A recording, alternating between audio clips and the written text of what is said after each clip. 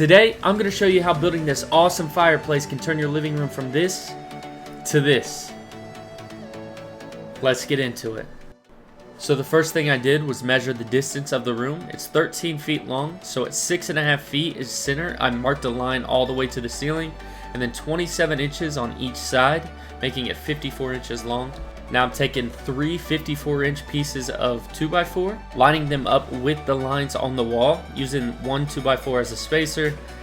Here's just an extra tip if you want to find out where the studs are and you haven't marked them on the wall. I already marked them on the wall, but we put three of these up, one on the ceiling, on the floor, and right in the middle.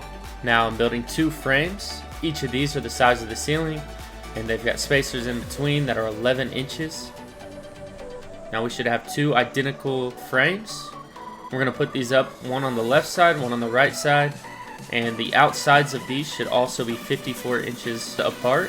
Now I'm building a small frame at the bottom that I want to be load bearing for the fireplace to sit on. This will have three total legs, all 20 inches apiece, and the fireplace will sit right on top of it, just like this. And it's got a small frame around the fireplace that you can just put wood in, and the fireplace basically just latches in. And look at that, she turns on, looking good. Now I need to create the piece for the TV to mount to. I want this to be load bearing as well.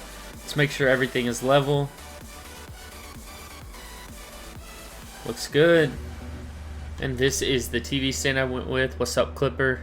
I'll show you how I put this together. It's load bearing and it's attached to the mount on the wall. Should hold up really well for a long time.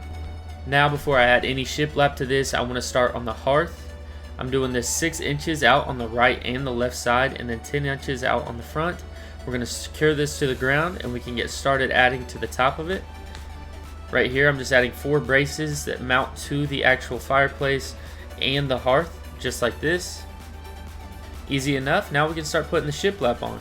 This shiplap has a tongue and groove, and it's very easy to put together. All you have to do is cut to length, stack them on top of each other, and nail them in. It's very easy. Now we will be putting trim on the sides and the corners, so all we have to do is get them cut to length, and then any blemishes the trim's going to cover up. I built this mantle out of the flooring that's in the living room. I'm not going to show you how I built it, but here's a video to my friend named Hammer Halo, who has an excellent video on how to make mantles, and I'll put a link to his channel in the description. Go check him out.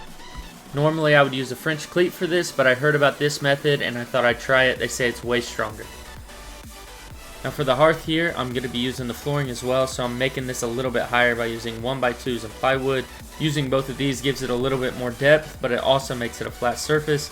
Then I can put the flooring down, and then I just put 45s on the edges, nailed it down, put a bottom on it, and it's good to go. Now it's time for the trim to give it that nice clean look. And just like that, we have a fully functional fireplace with a mantle, a hearth, a TV. Oh, and my favorite part, check this out. A secret door on the side. If you like this type of content, make sure you like, share, comment, subscribe, and I'll see you guys in the next one.